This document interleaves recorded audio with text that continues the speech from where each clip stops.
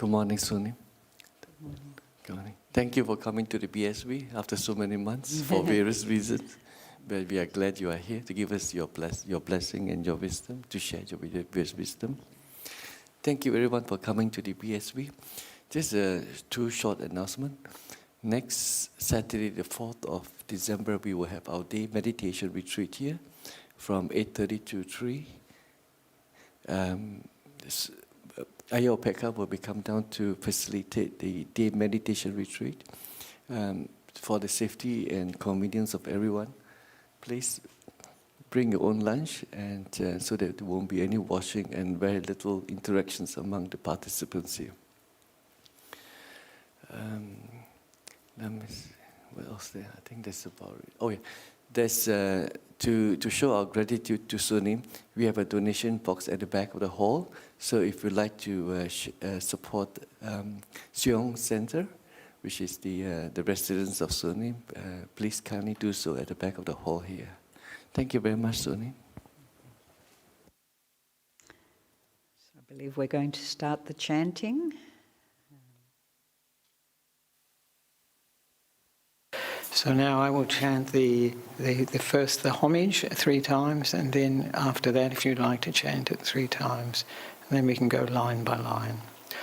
Homage to him, the Blessed One, the Worthy One, the Rightly Awakened One. Homage to him, the Blessed One, the Worthy One, the Rightly Awakened One. Homage to him, the Blessed One, the Worthy One, the Rightly Awakened One. Homage to him, the Blessed One, the Worthy One, the Rightly Awakened One. Homage to him, the Blessed One, the Worthy One, the Rightly Awakened One. Homage to him, the Blessed One, the Worthy One, the Rightly Awakened One. I go to the Buddha for refuge. Go to the Buddha for refuge. I go to the teachings for refuge. I go to the teachings for refuge. I go to the noble monastics for refuge. I go to the noble monastics for refuge. For the second time, I go to the fully awakened one for refuge. For the second time, I go to the fully awakened one for refuge. For the second time, I go to the teachings for refuge. For the second time, I go to the teachings for refuge. For the second time, I go to the noble monastics for refuge. For the second time, I go to the noble monastics for refuge. For the third time, I go to the fully awakened one for refuge. For the third time, I go to the fully awakened one for refuge. For the third time, I go to the teachings for refuge. For the third time, I go to the teachings for refuge. For the third time, I go to the noble monastics for refuge. For the third time, I go to the noble monastics for refuge. This completes the going for refuge. So now for the 5 precepts. I undertake the training rule to refrain from taking life.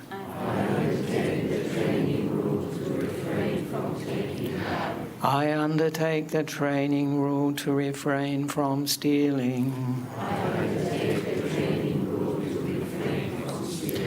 I undertake the training rule to refrain from sexual misconduct.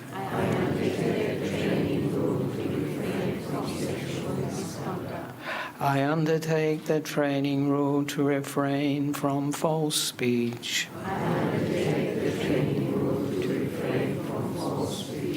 I undertake the training rule to refrain from intoxicating drinks and substances that reduce clarity of mind.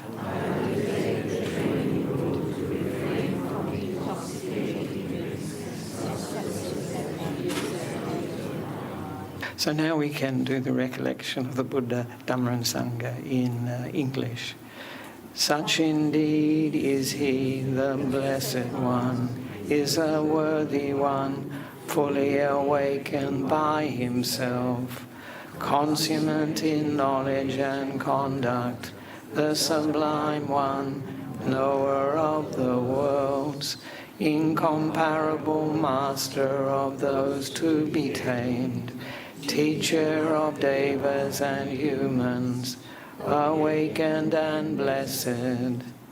Well expounded is the Dhamma by the Blessed One, to be seen here and now, timeless, inviting one to come and see, leading inwards, to be understood individually by the wise.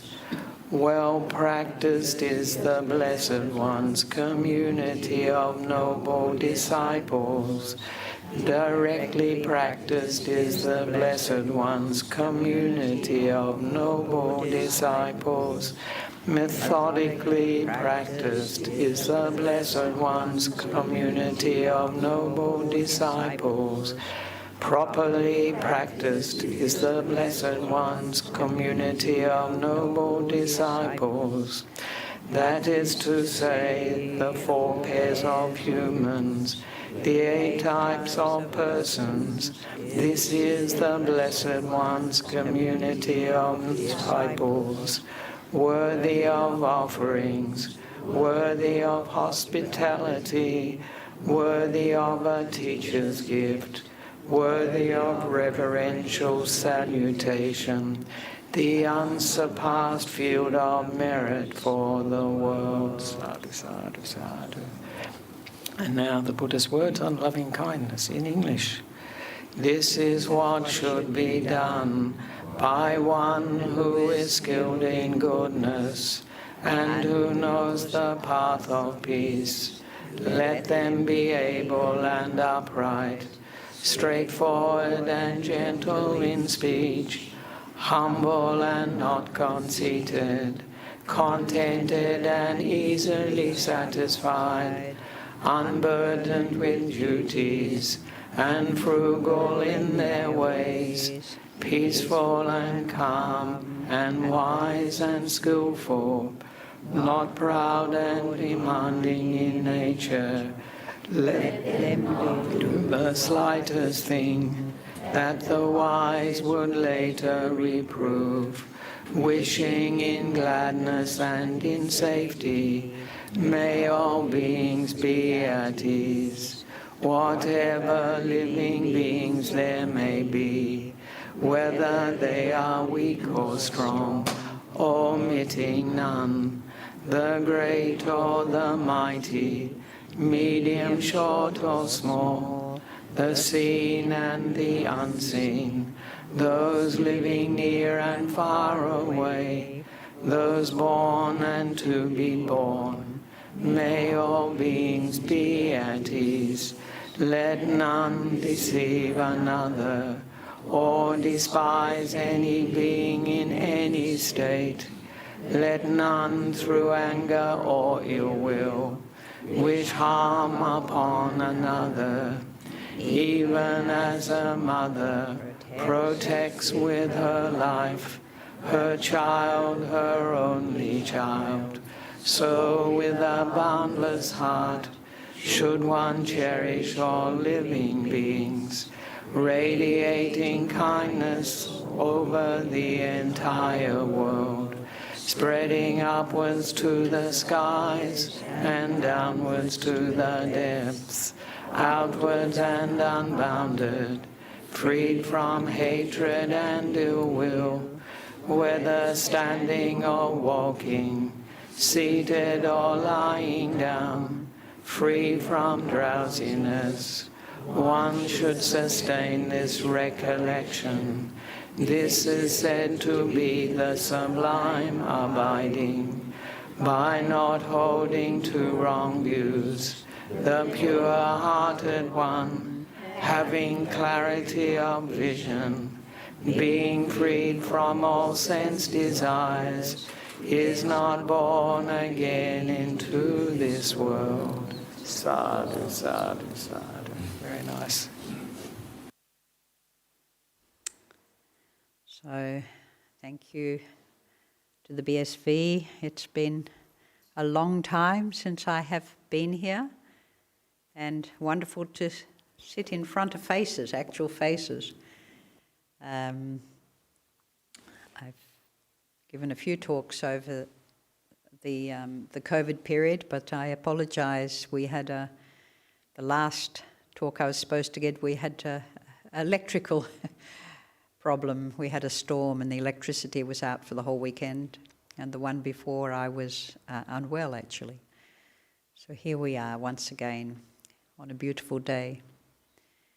So first I think we'll just do a little bit of meditation, even just for 5 minutes, to bring ourselves here and relax our bodies and our minds. So just observe your posture, how you're sitting with your feet or your knees on the ground in some way. Your spine or your back, you still relax is fine, but just being aware of the actual posture.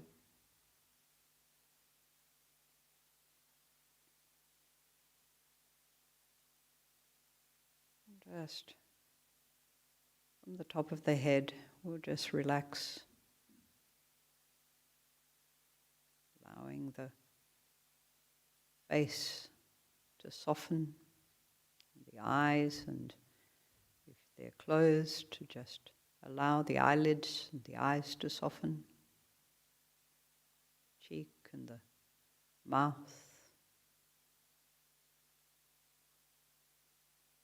Same time feeling alert, present.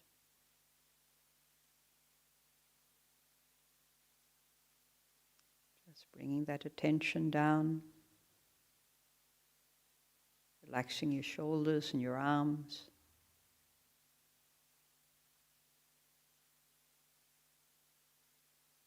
And just breathing, bringing that air into your lungs, into the belly.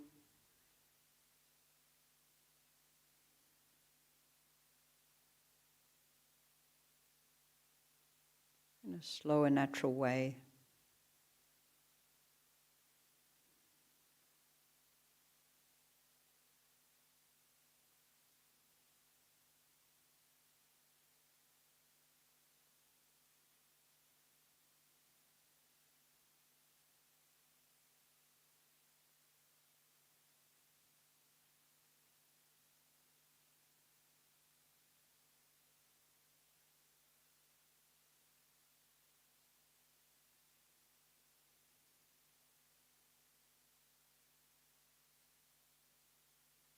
Sounds may enter the space. You may also sense others' presence in the room.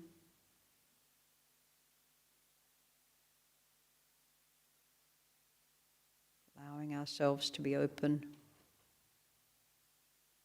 to whatever's arising in this moment.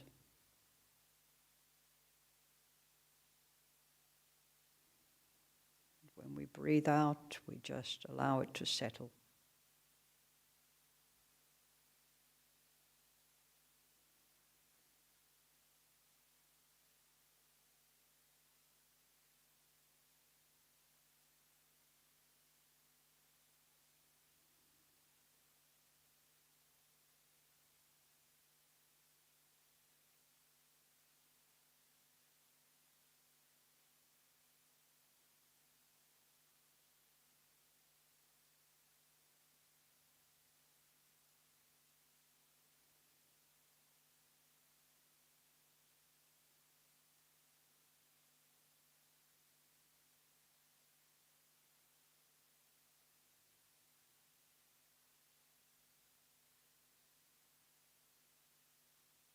This is the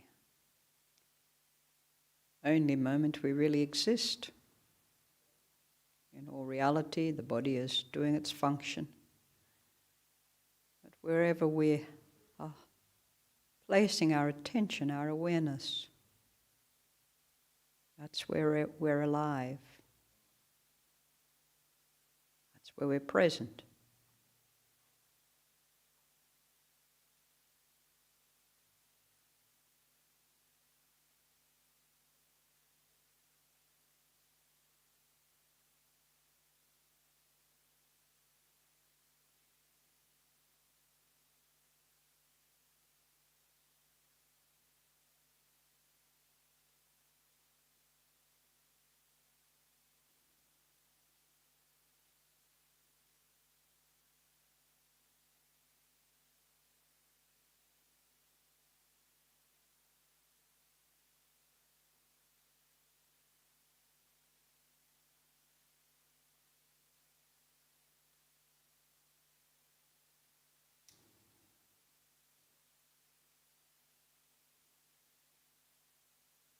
Where we've been or where we're planning to go, we just allow that to all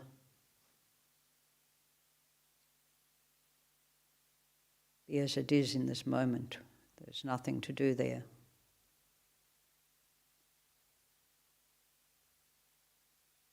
And bring our focus here.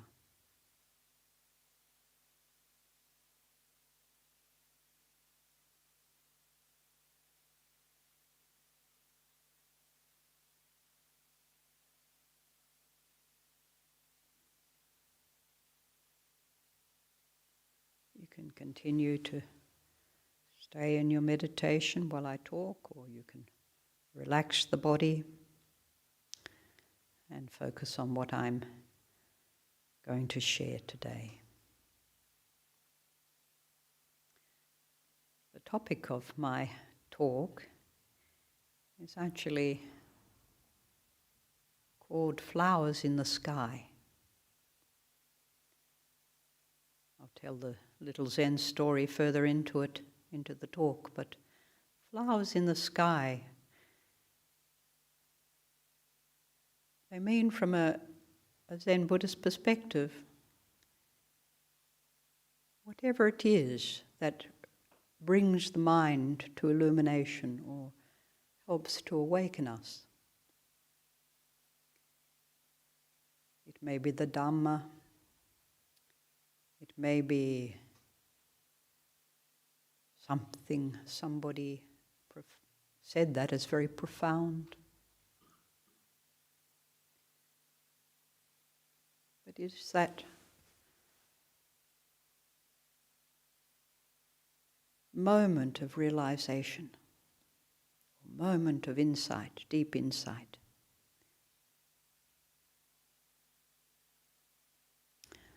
This last,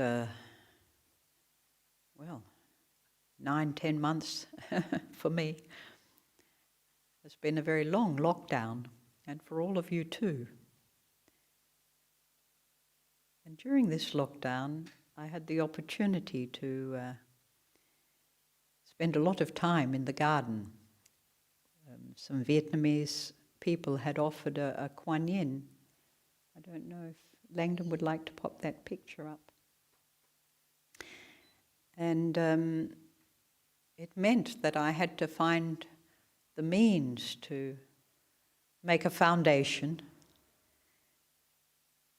a plinth, and have it tiled, and then find a way to erect this statue in the garden somewhere, and put a garden around it, develop the garden. So my COVID period became a time where this project was undertaken. And it is because of this particular project and planting out many plants. If you'd like to put on the next one, Langdon. Just going to show a few and then we'll hold a picture. And making paths. So I have in the front of the house there was a paddock with some gardens, some plants. And the property has always had, since I've been there, a few very large plants, but large trees, but we've over the years added one here and there. So where you see all the little pegs, and we had to protect these gardens, then we have added more plants. But the main point was this statue, and to honour those who had raised the funds for it. So a little group of Vietnamese ladies raised the funds and had it made in Vietnam. It's very beautiful, made out of jade. And then to find the means to get it up in the middle of winter, because the property is a little bit on a slope, and in winter all the paths weren't covered as they are now, and the ground was very muddy. So eventually we found a very large excavator that could erect. It's two pieces, and each of those found the base and the top are about at least a ton. So that's quite a large weight. And so we took upon this project, and really when I say we, there was my handyman who comes once a week, and I found a local man with a machine, and myself. So having worked very hard, and my health wasn't the best this winter, it was a very cold and wet winter, we still managed to do a lot. And recently we've had a few other visitors come to help too. I'll just get you to put on the third one too. So from the front, unfortunately I didn't have a very good front picture, but actually she is very beautifully endowed. Now Kuan Yin is not so common in the Theravada tradition, though some temples do have them, particularly in the gardens. But in my tradition and most of the Mahayana traditions, we call it Kwansim Bosal, but more known as Avalokiteshvara, is the Bodhisattva of compassion. And a good part of my talk today is to talk about a specific quality of Kwansim Bosal. In this case, she is a healing Kwansim Bosal, and it was Venerable Phuktan who said we had to put her near the pond. So that meant that we actually also had to clear the pond. And in clearing the pond, we accidentally cut the membrane, so the water ran out. But it's holding there for now. And she's got a medicine vase, so, you know, this is seen as a healing Kuan Yin. And other things around it have come since the little table was sourced locally. So the last one of the Kuan Yin, I think. Oh yes, so that's just showing it going down and some of the gardens that we're developing on each side and beyond the Kuan Yin now. And the plants mostly either came from other parts of my garden where we replanted, or they came from a local, there's a local nursery actually that were able to provide quite a lot of the trees and plants. So we just put it on to the last one there with the flower thanks, because we're going to be talking mostly. And we have, I didn't show a lot of flowers, but we have a garden with a lot of flowers. So one of the things I've observed over the years is how many people come because they want to come and visit a beautiful space with gardens and flowers, particularly the Asians. And so in developing it, you know, we see it as a place that people can come and enjoy this space. But coming back to the point of today's talk, and we can just leave that flower there that you can observe. It's a rhododendron, a little white cream rhododendron. One I planted actually when I first went to Kinglake. So I'll start with a poem, as I often do. The roots and the stems, the branches and leaves, blossoms, fruit, lustre and colour are all but flowers in the sky. They are all blooming in the sky, these sky flowers. They produce sky fruits and drop their sky seeds. This is a true characteristic of all things, actually. All things ultimately and unfathomably are just flowers and fruit in the sky. So it's quite perhaps an illusory thought or a difficult concept. Why they are flowers in the sky? Why are all things, in fact, are but flowers in the sky? And our meditation informs us when we're very focused and very in the present moment, that things appear.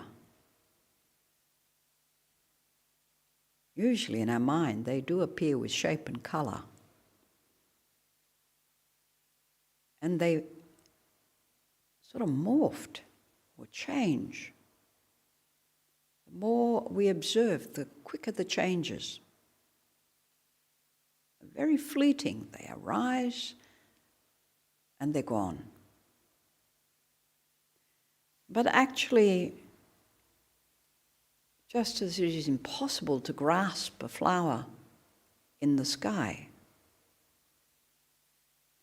it is impossible to grasp a fleeting thought. And yet, that's what we are trying to do in meditation. But we also have to ask about, in this image, which is based on shape and colour and form, we have to ask ourselves then, what is truly beautiful? You know, we look at a flower, or we look at the smile on the Kuan Yin, beautiful statue. And I live in a lovely place that's nestled in a forest. But where is the true beauty? Where does this arise, and what is it? You know, most of us have come to an understanding it's something that we manufacture. We create in our minds. We create in the relationship of how we feel and how we discern.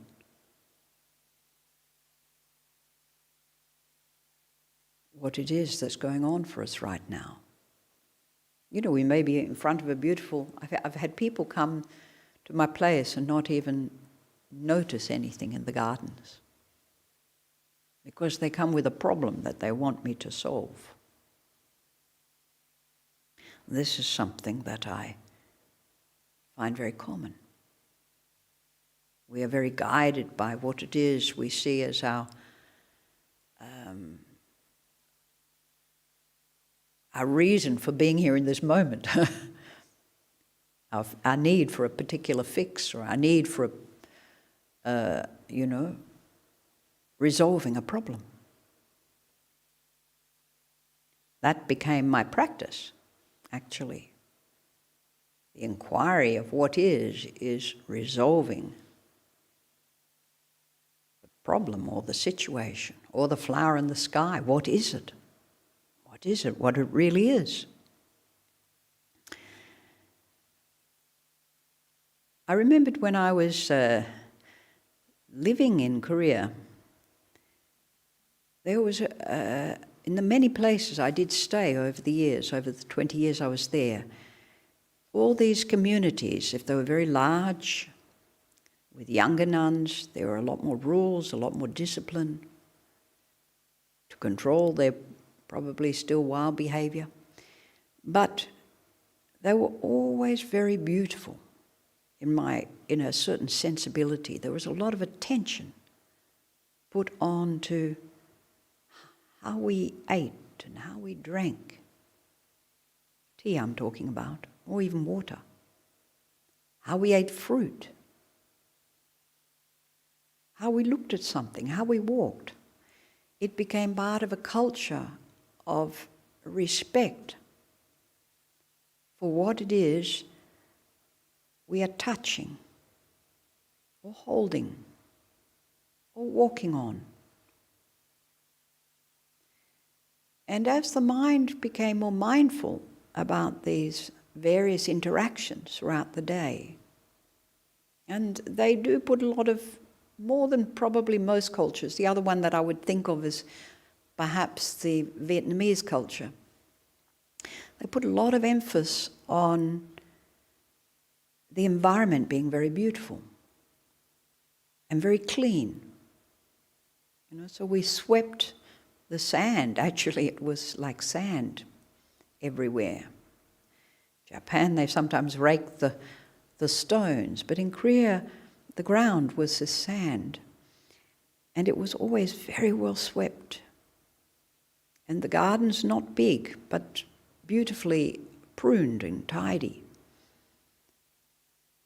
And this was all to keep our attention present. You shouldn't think you need that, but we actually, I think, in our overwhelmed lifestyles, our everyday lives in the society, we are actually always looking for something else that's going to stimulate, excite.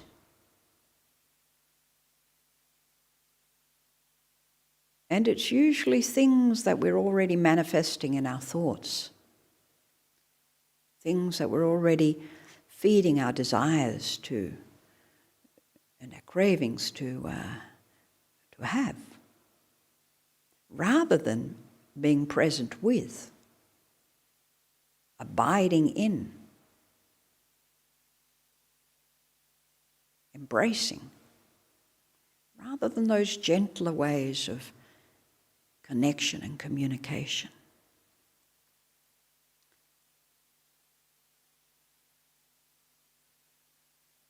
When I remove, particularly in meditation, but if I take an image of, say, a flower in the sky out of my mind, whatever it's, this thought has created for you, if it is removed, then we have to say, well, what has replaced it?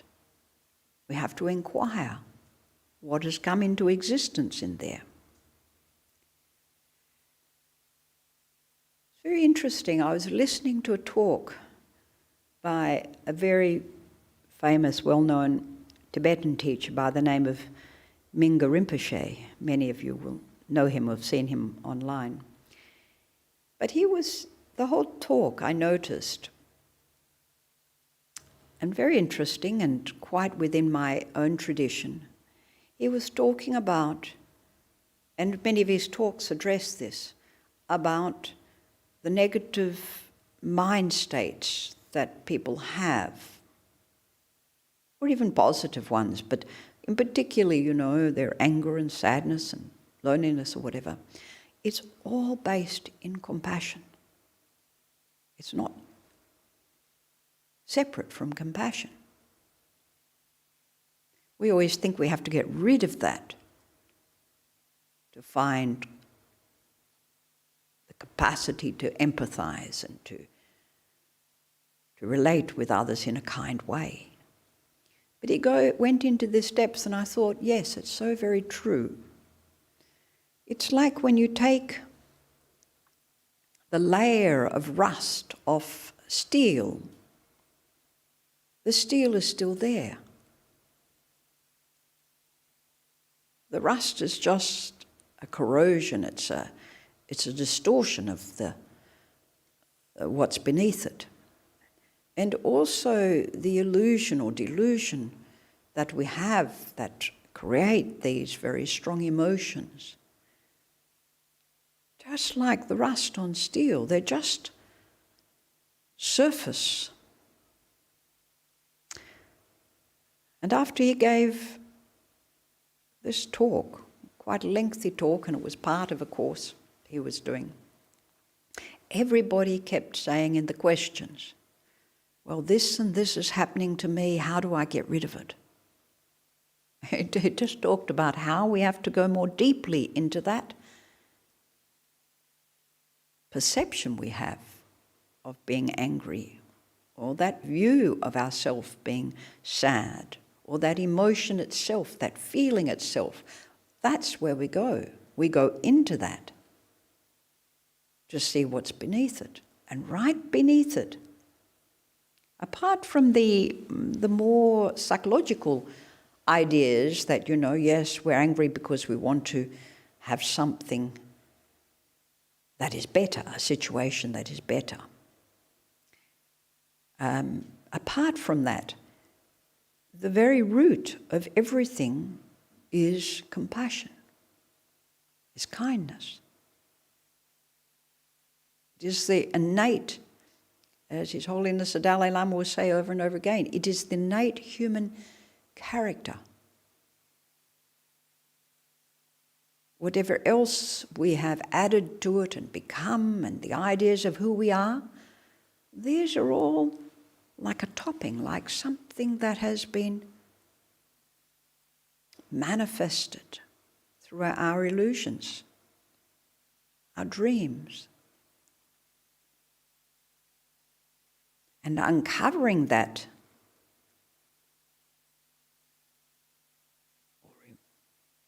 just letting it be in many cases. Like in meditation, you sit and anger arises and you start to sweat and you start to feel confused and lonely and tired.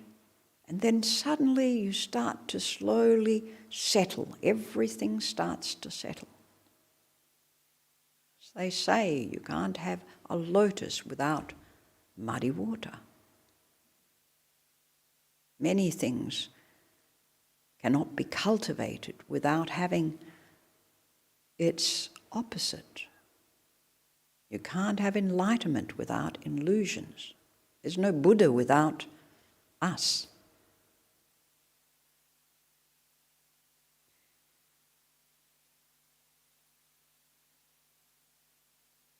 There was a question put to a master, what is it like when an enlightened person appears deluded? And the master answered, a shattered mirror cannot reflect, and a fallen flower never returns to its tree.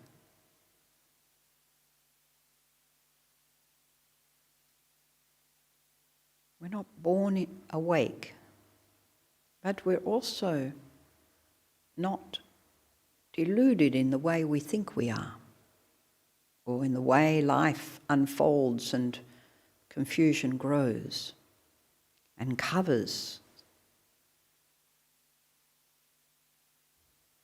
this flower. In reflecting on this koan, and I might come back to it a little bit, but it's quite obvious. If you shatter a mirror or a windscreen, it doesn't reflect. You can't see out of it properly. You might say you can see fragments of the nature that reflect into it, but they're just fragmented.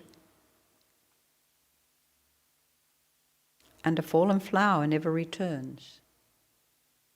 So we're going from the flower in the sky to a flower that's fallen. It reminded me too of, in this week, I've always had this view that when I hear of one person who passes away, I don't have to look very far to find two others. And I think nearly every time since I first heard about this, it has been a fact for me. And this week we have had 3 very wonderful people pass on. And I thought of the fallen flower in this way. One is the very strong and forbearing and enabling, kind, compassionate Bhikshuni Achan Vyama, who started a temple, a monastery for nuns in West Australia. And I know that property, when they first went there, had been a gravel pit. Very harsh, beautiful, but very harsh land. And I really wondered, how can this ever become a beautiful place? Of course, now it is. But Achan, she lived in a little caravan for 2 years on that land. Sometimes people forgot to bring the dana, because it's, Gijaganup is not so close to Achan Brahm. I think it's a good hour and 20 minutes or something. And the town would not be Buddhist, So relying on dana as a bhikkhuni, living in a little caravan with extreme heat in summer and very cold in winter, as it is in that part of the country. Still, she braved the challenges, and women came to ordain.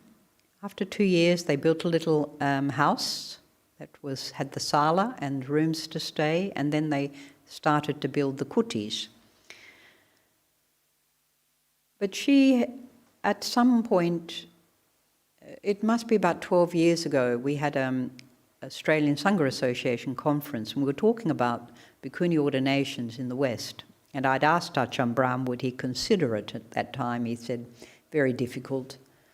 And I asked Achan Vyama, but he did say, ask Achan Vyama. It's up to her.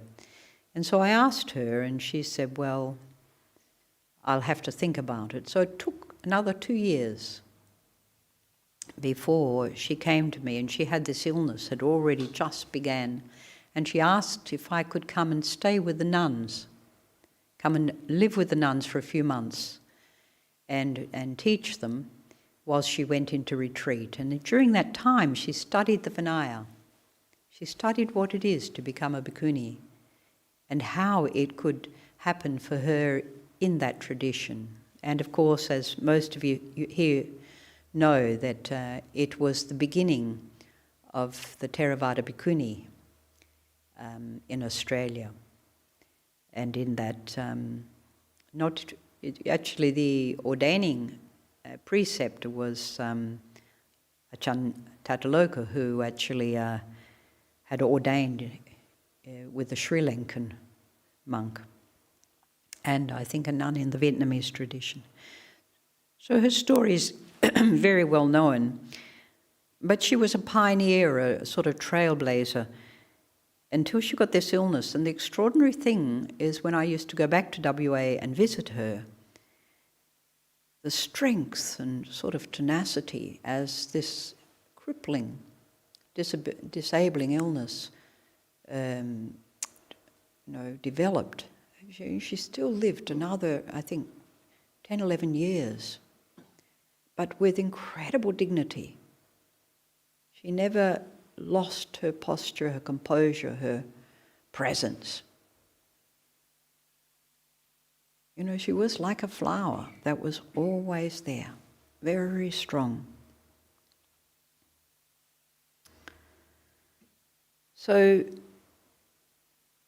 it was just, and she had lived with her disciple in a little hermitage. She left the Dhammasara, and Venerable Siri attended her for these many years in a hermitage called Patachara Bhikkhuni Hermitage. And so just this last week, yesterday, they had her funeral. And in this last week, she had passed away. But too, we had Viv's beautiful son, who was from all accounts I hear, a remarkable lawyer, and very, very deeply appreciated amongst his peers, who respected his brilliant mind, and also his students. Many young people came out to share how he had helped and mentored them. And for, such a great loss for Liv, she's still an extremely proud mother. For his short life, he did so much. And then I just heard today that Savitri's husband, Lasat, had passed away too. And they, I believe, had the funeral here yesterday. And Savitri and her husband were very kind in helping me fix up my old car before I have now a nice new one, to the kindness of many of you here. And she is, every week, I think it may be almost every day, she's offering dana to the monks, and every week coming to the services here to listen to the teachings. But sadly, her husband had an illness that lasted a year, and he passed away. So we have these three very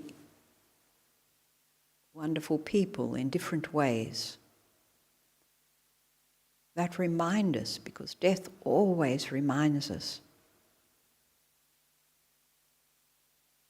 of our own fragile existence, and that of all life, no more so than a flower, no more so than a thought, no more so than a feeling. Everything is just in the state of becoming, and just in the state of passing away. So when we are passing, of course, we have to ask again, bring that inquiry into that again. What is falling? What is being let go of? What is passing? We had a lot of experience of this during COVID, and reminded daily about those who'd become sick and those who'd passed away. And many of you will have friends and will have experience of enormous amount of loss and change during this time. But what is important is to come back into what it means for me. What do I gain from it? What do I benefit from it? In as far as a flower in the sky. In as far as enlightenment, or that which enables awakening, that which enables a deeper truth to unfold.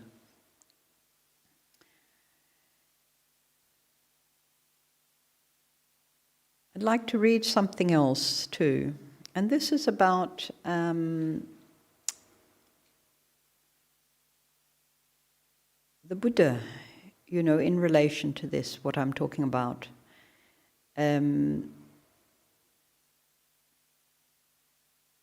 It is about the Buddha and the moment of his enlightenment. And it is a poem written by a Sangha, who was a great scholar.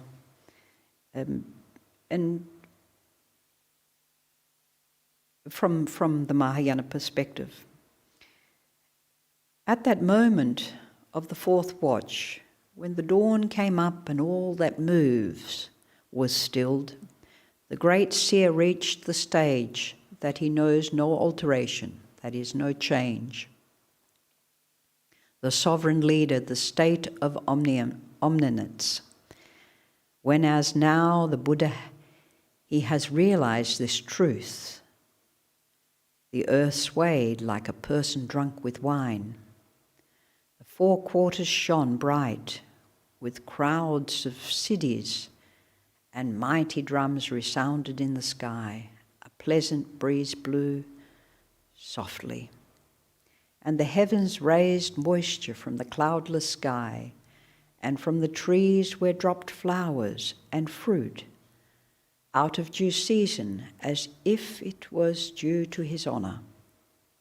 At that time, just as in heavenly realms, the mandala flowers and lotuses and water lilies of gold and beryl fell from the sky and bestrewed the place of the Sakya sage. This idea of the flowers falling from the sky is also something that I've noticed at funerals, and particularly of great teachers. There is a very soft rain. It barely wets you, but it nearly always happens at the funeral of a great teacher. It's like a dew, but it is still, you can see, this, if you get it in the sunlight, you can see it fall. And they call this flower rain. So it doesn't touch you, actually. It almost dissolves when it hits the body. It's always called flower rain. But here for the Buddha's honor, great lotuses and water lilies and flowers and golden beryl fell from the sky. I mean, it is poetical and it is symbolic, maybe mythical, but these are images of qualities, the Buddha's qualities, the Buddha's enlightened capacities, you might say. And we rarely look at a flower and consider that flower as myself. I mean, many teachers talk about this. I remember Thich Nhat Hanh talking about it, and Krishnamurti. Krishnamurti says you have to look at a flower until you become that flower, till you become it in its color, in its very, very delicate shape, because that flower is not still, it is unfolding, uncovering. It's something that is so ephemeral that as you become it, you become that very, very subtle, sensitive person.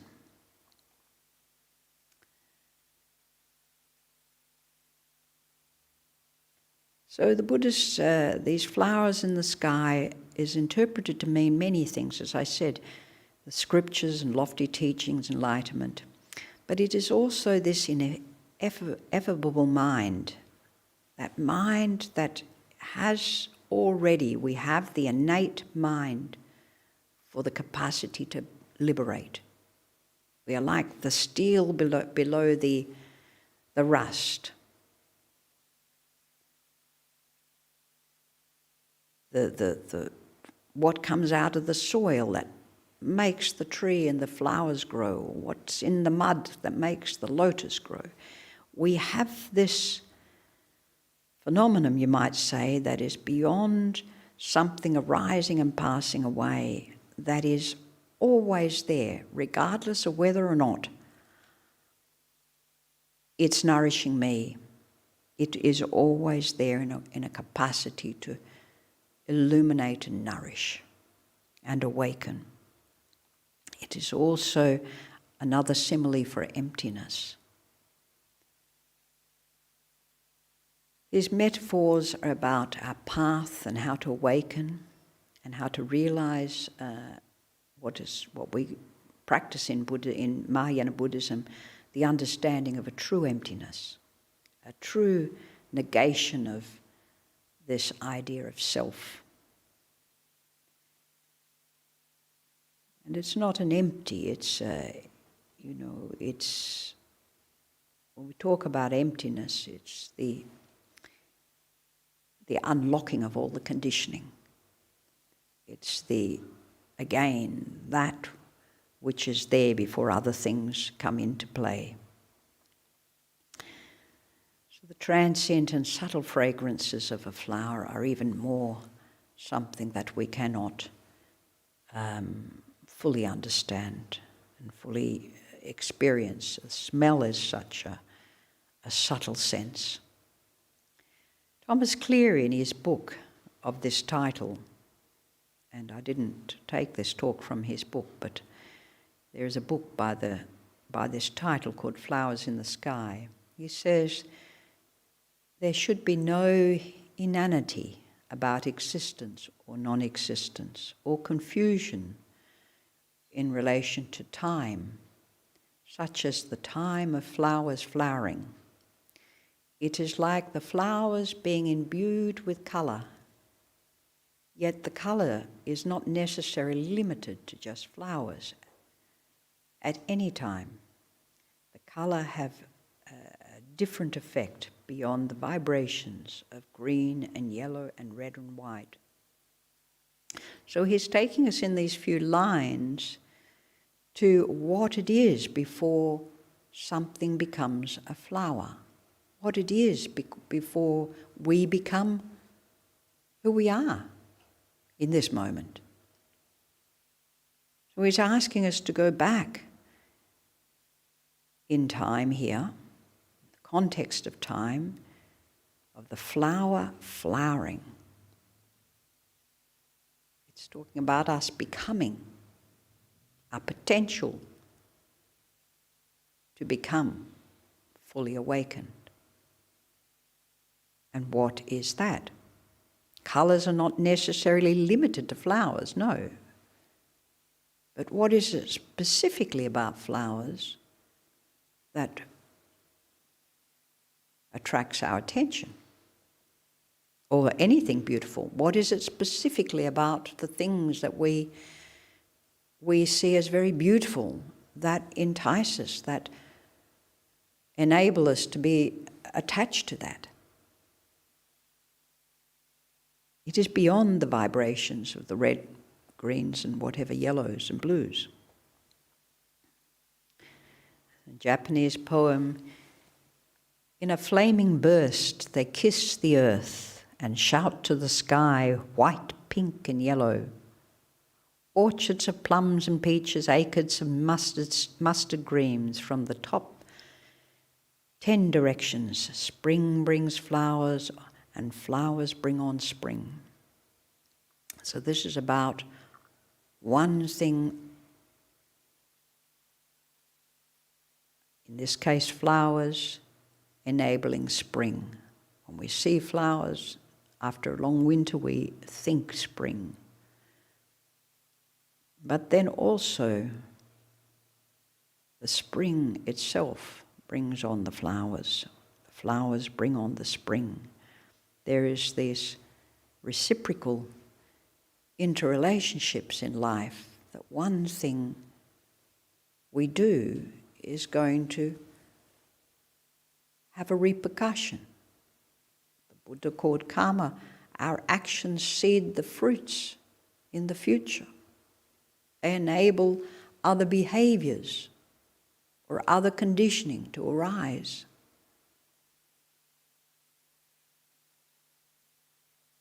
It's correlating, it's supporting life. And also, we come through this understanding to respecting that all conditional things, they fade and they pass away.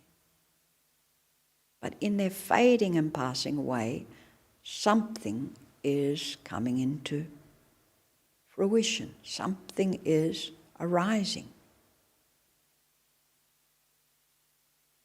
It's a cyclic nature. So when somebody passes away, yes, we have come to love a form, that person, that personality. But something comes out of that. Something in us grows out of that. And that is what we have to understand.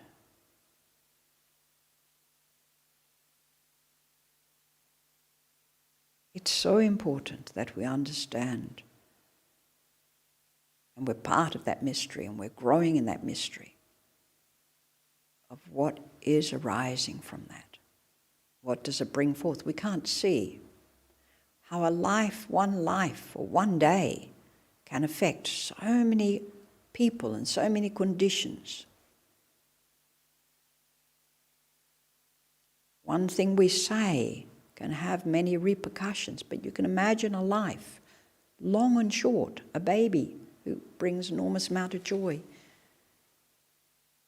who has a short time. in the mind of the parents, that baby always remains that baby. With all its beauty, the beauty grows, the memory grows.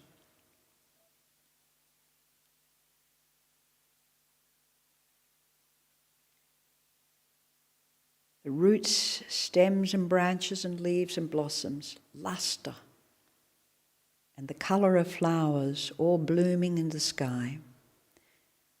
The true characteristic of all things, and the thoughts in their becoming.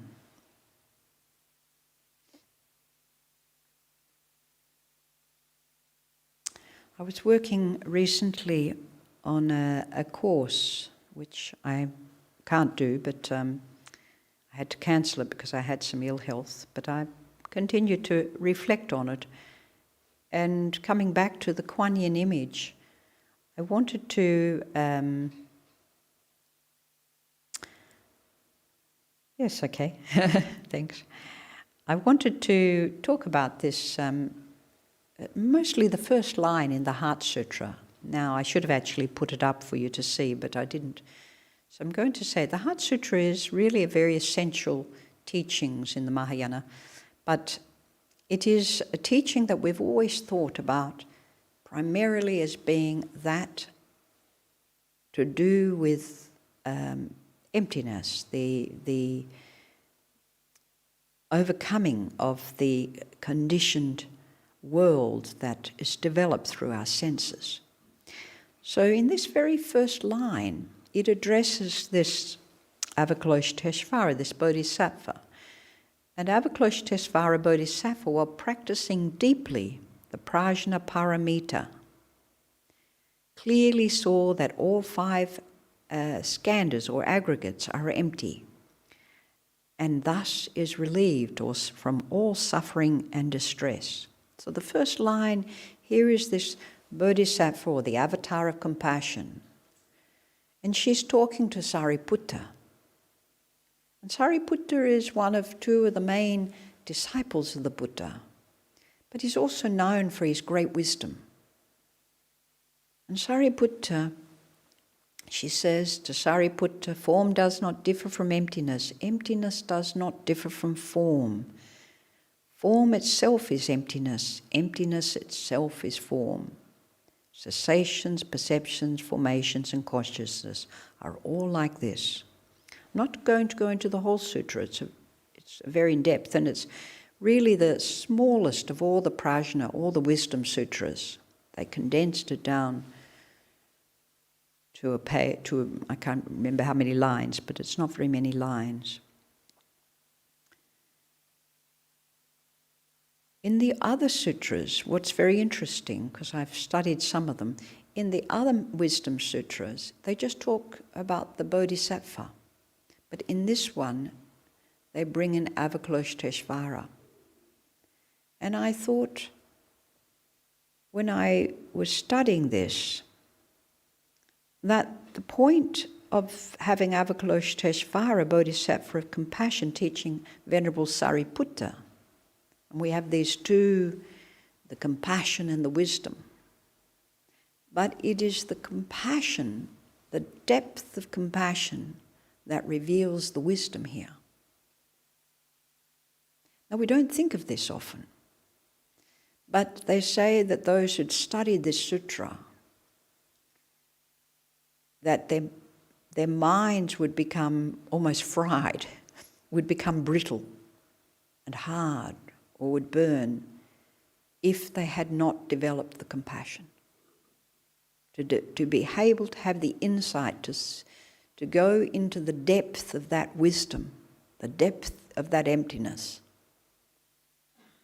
that unconditioned, that unborn, that selfless self, to go into that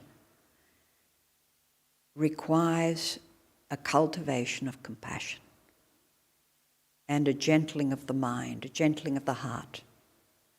But it also spoke to me in context of what we've been touching on today with those loved ones who have passed away. It is something that happens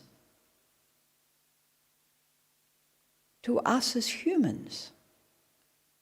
when we experience things that we are very close to, that we've nurtured, especially for a mother and a father, nurtured and fed, and when it leaves, our hearts and our minds are softened. It's like the greatest teaching of compassion, because we have to face the greatest depth of suffering in the heart and loss. So I brought this little part into here because, it is part of the flower in the sky. The impermanent, the ethereal, the loss, the change. But what it brings to this is that to enable the depth of wisdom necessary to penetrate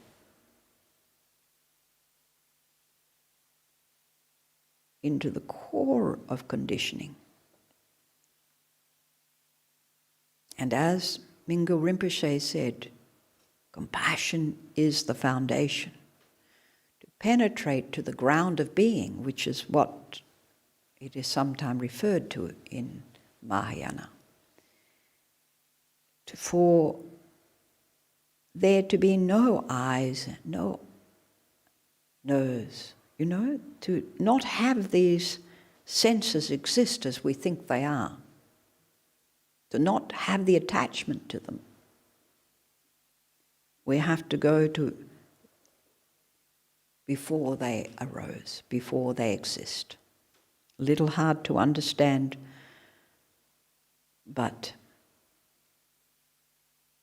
Avalokiteshvara is offering this teaching not just to Sariputta, but that compassionate part of ourself is enabling this wisdom part of ourself to go to its greatest depth. And she's guiding him, through her cultivation of loving kindness and compassion to enter something that is luminous, intrinsic, aware, and ultimately the foundation of all conditioned things to arise from. I did write more about that, but I won't go there now. Just finishing up soon.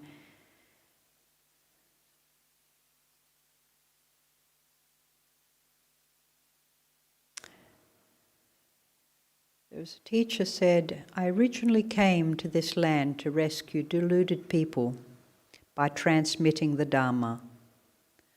One flower will open 5 petals. This was Bodhidharma, the founder of Zen Buddhism in China. One flower will open 5 petals, and the fruit will ripen by itself. This is a really important little verse here because he had 5 students. One was his flesh, one was his thoughts, one was his bones, and one was his essence, so forth. And he's saying here, one flower will open 5 petals, and the fruit will ripen by itself. It means that if you have a student and they awaken to some truth, some level of insight or enlightenment, that will in time ripen by itself and inspire others and awaken others. So whatever you are doing, it's not about just you doing it. You're not just meditating for you. Whatever you're cultivating here, this is going to affect many others around you. And then what you inspire in them will in time ripen and produce blossoms of wisdom, blossoms of compassion. And Huineng, the great 5th patriarch of Zen, said, if a poisonous flower blossoms in the mind. That means if delusion and toxic thoughts blossom in the mind, in the ground, mind's ground, 5 blossom flowers from that stem, together they will create the karma of ignorance, a body of ignorance, an ocean of ignorance. Then the mind ground is blown by the winds of karma. If purpose-filled flowers bloom in the mind ground, 5 blossom flowers from a stem, together they practice the prajna wisdom. In the future, this will be their enlightenment of their Buddhahood.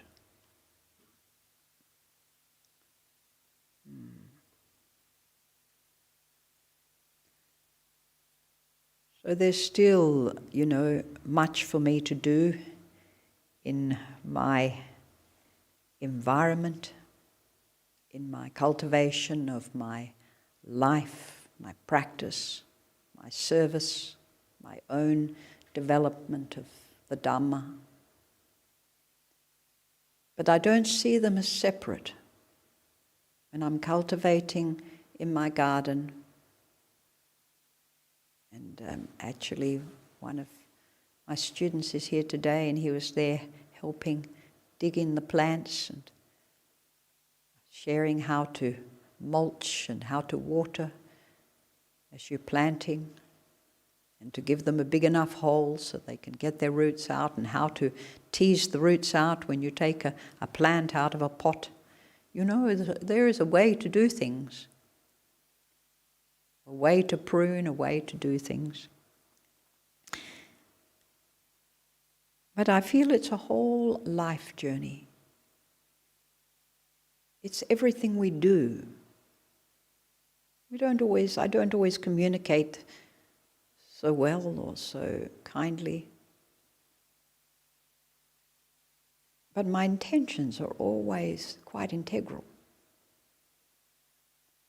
Because I was very fortunate to train, and I have many monastic friends in all the traditions who still inspire and inform me.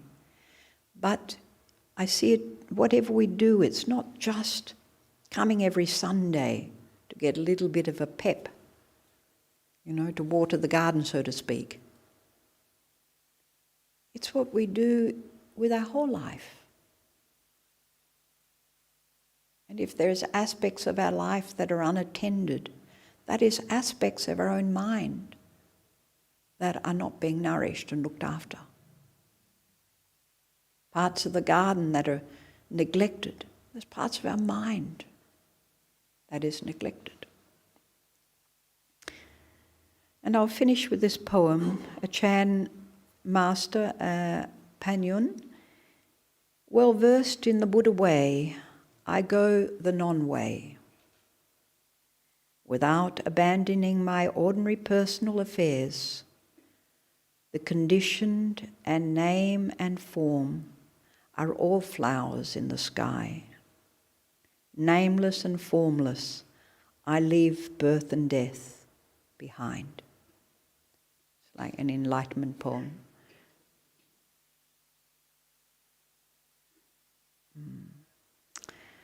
So thank you for listening and staying with it. Some of it I think I was putting you to sleep, but it was good to see you woke up. Any questions? Any questions? Sometimes it's too much to think about.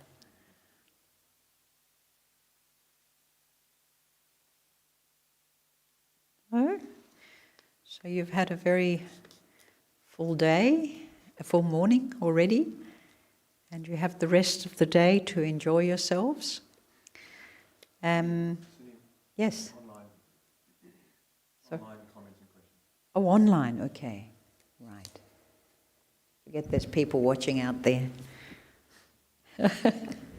Thank you, Sunim. There are a couple of comments I'd like to share, and you might want to comment on, and also then a question.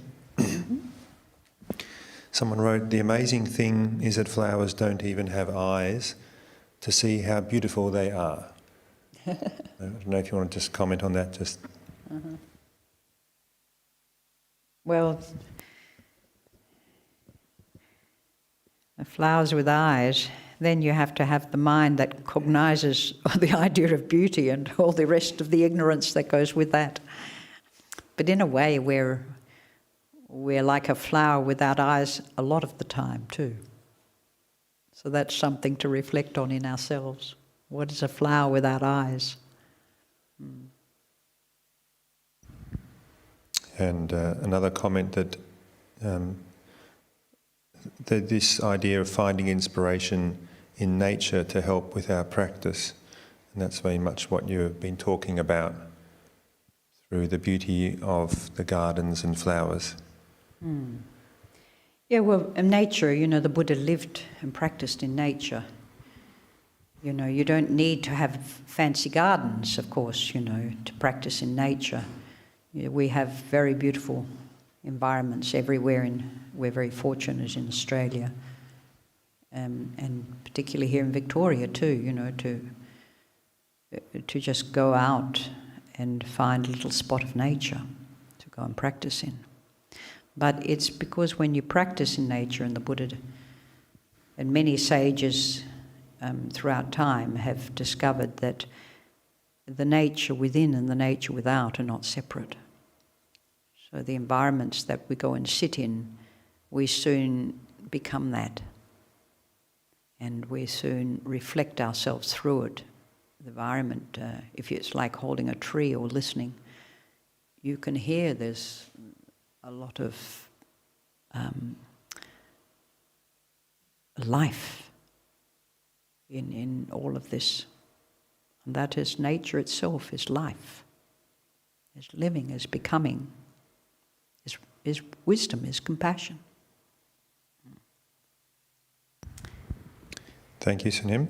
And then there is a question. Are loving kindness and compassion an end to themselves, or are they just stepping stones to enlightenment? Did the Buddha no longer have these qualities because he was enlightened? It's sort of like two questions in one, but maybe take them one at a time. Are loving kindness and compassion an end to themselves, or are they just stepping stones to enlightenment? No, they're not separate, and they're not an end. And I don't own it, we don't own it. It is an innate human condition that the more enlightened or the more awake you are, the deeper these responses are, the greater capacity we have to do more compassionate action and to have empathy and to have an altruistic capacity. Without awakening, we always see ourselves in some sort of separation. The more liberated we are, the more the Buddha, that's how the Buddha lived his whole life, with compassion and wisdom. His actions were compassion, guided by wisdom. But they're not something separate, one enables the other, one deepens the other. But certainly an awakened mind allows the capacity to be much greater. While we're still very limited with a self-view or a self-needing capacity, then we have very limited capacity to see others and to see what is needed out there. What was the second part of that? Did the Buddha no longer have the qualities of loving kindness and compassion because he was enlightened? Well, no, the Buddha's... I think that's... The Buddha had more loving kindness and compassion because he was enlightened. Because he could also, that was one of the things. He could see where the greatest suffering was. In his meditation, he would view, reflect through meditation through the night as to where he could be of greatest service with with his wisdom and his kindness. But every action he did was out of care and kindness, and through teaching the precepts was all about how to develop the mind and cultivate a way that would bring no harm. But he lived the life of bringing no harm and only bringing compassion into the world. Yeah. Thank you. So, is there no more questions? Yeah. Those are the noble qualities of the mind. And deeper the wisdom is, the deeper those qualities. That's right.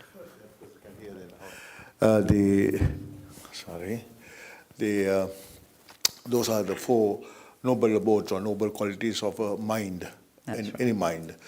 And deeper your wisdom is, those qualities are deeper in you. So Buddha, being the most enlightened being, had the deepest compassion, deepest Wisdom. loving kindness, deepest altruism, and deeper equanimity. So it's a direct relationship between the wisdom and the depth of these qualities. Yeah, thank you. Very correct. So, for those of you who may be staying for lunch, if anyone has any questions, be available after lunch. And for others of you, yes, please keep coming back to the Buddhist Society of Victoria, and wonderful to see so many of you here again today. Sadhu, sadhu, sadhu. Thank you.